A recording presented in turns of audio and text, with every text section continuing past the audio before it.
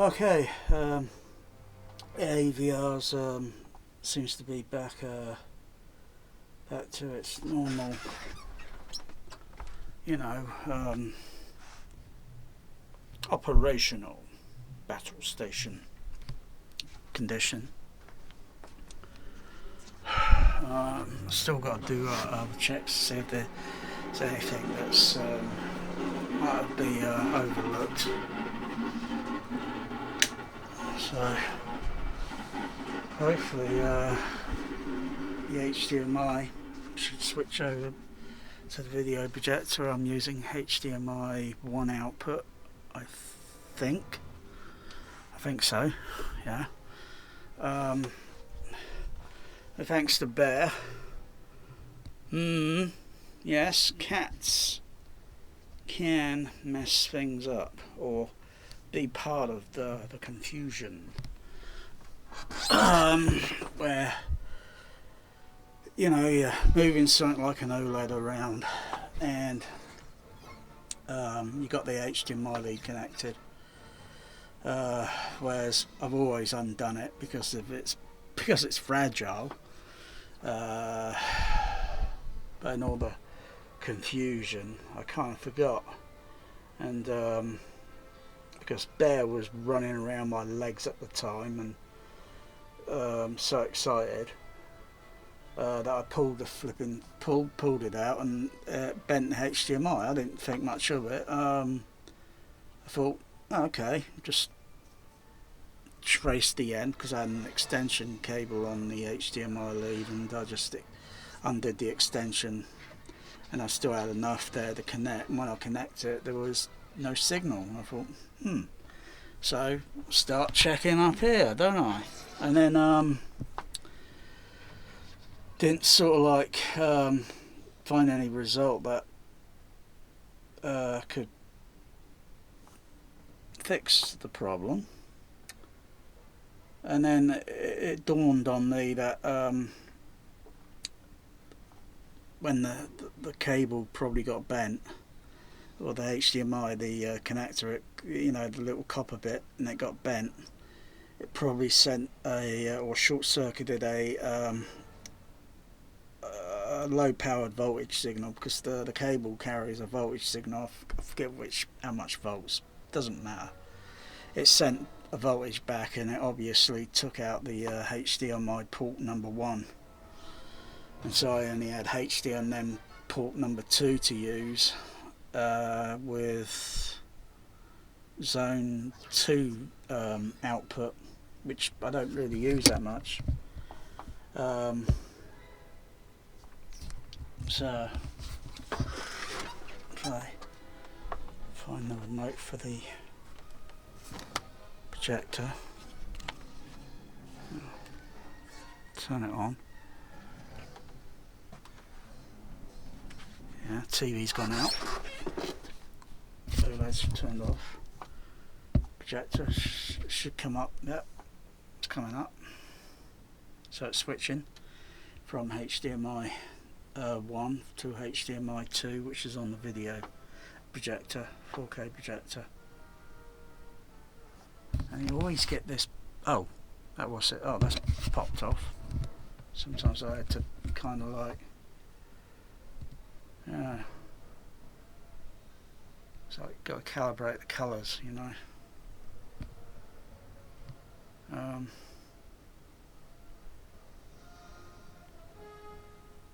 I've got to realign the projector.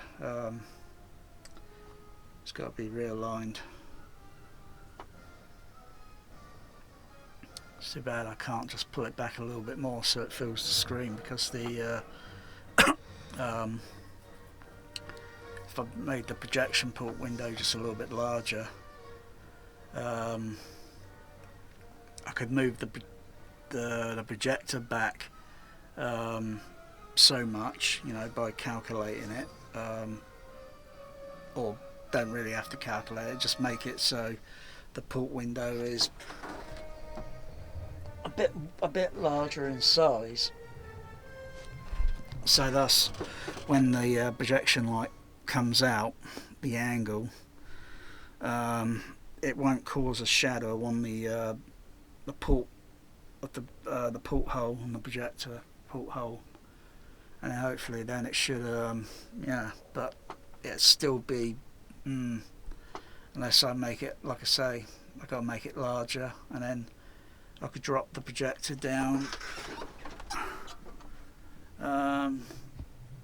just a little bit lower, but I'd have to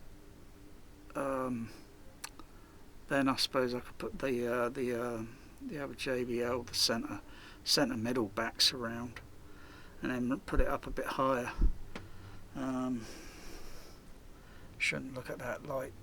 I wasn't looking at it directly on the axis. It's pretty damn bright, that. Yeah, so it's switching. So I'm not sure what firmwares are loaded up. So I've got to check everything over, see what firmware is loaded up and what isn't. A little light switch behind the bass trap here. Bit of an awkward place to put it. Oh, it looks okay. Yeah, this has got a bit of a native kind of like overhead surround. Where's that rubbish prequel, what do you call it, Revenge of the Sith that I brought? That was cheap, but it was really lousy, because it doesn't really actually use a what do you call it, it's not really a 4-channel overhead surround, it's really only a 2-channel, because it's it configures to the middle overhead surrounds on my system, because it's the way it's configured.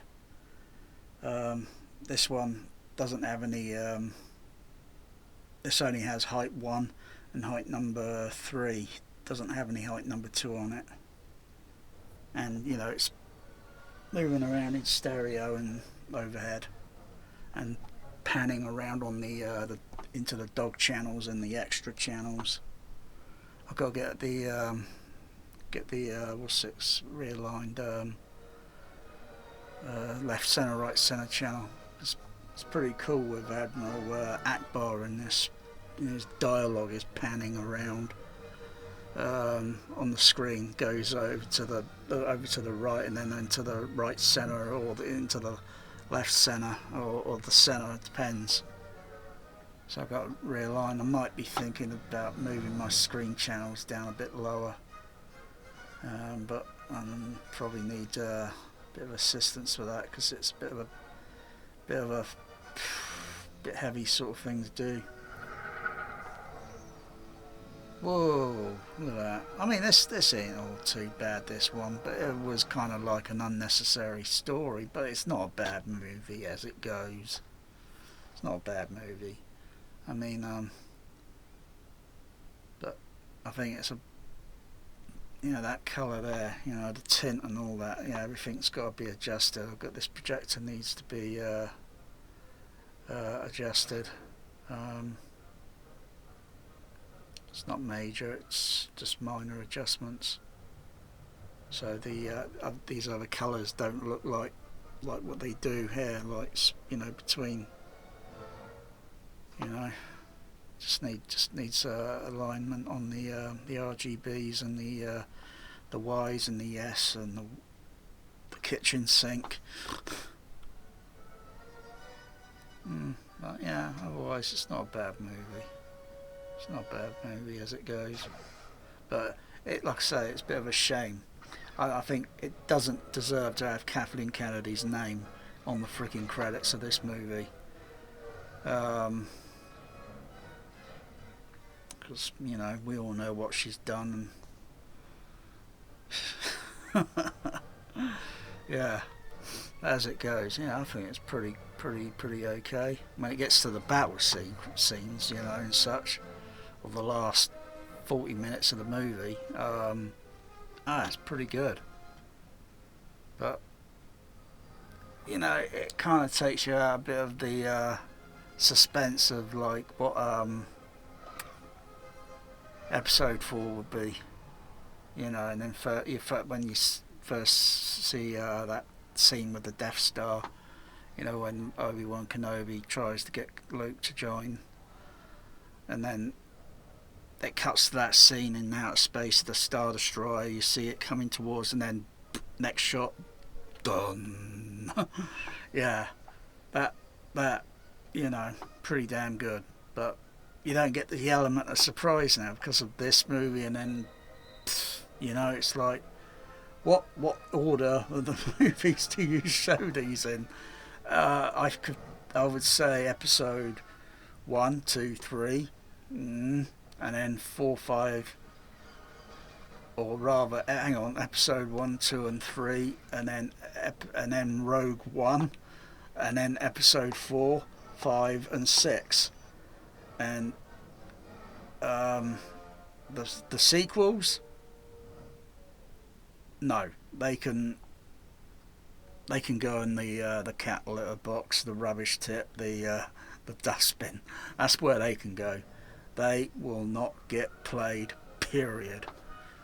I only have that Force Awakens on Blu-ray from years ago, but never thought I'd be interested in buying the second and the third and the last one. God Almighty, awful. Just dreadful. They can keep it. That's a good sound when it pulls the cable, and you can hear the cable jingling along the side surround. Yeah.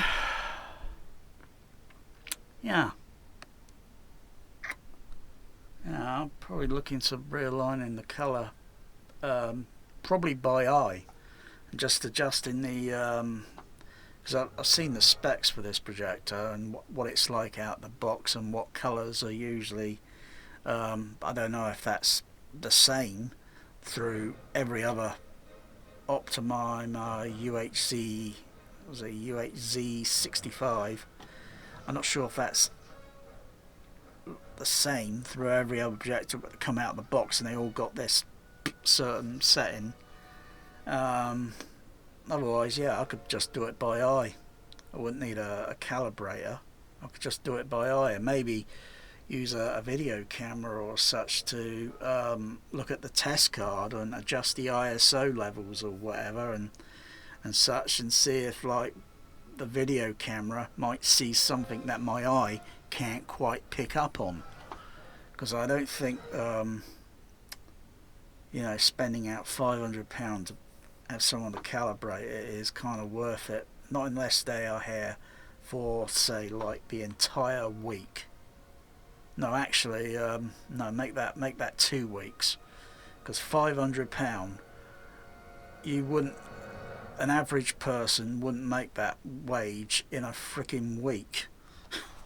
No, I mean, you're looking, you know, an average week. You're probably looking at maybe $250 at the least. 500. No, I'd want that person there for an entire couple of weeks, calibrating and checking things over while, you know, and hey, at the same time I'll be feeding them. So you think £500 just to cat? I think that's absurd. That is just like absurd. There are all these calibrators you can buy that to calibrate the thing.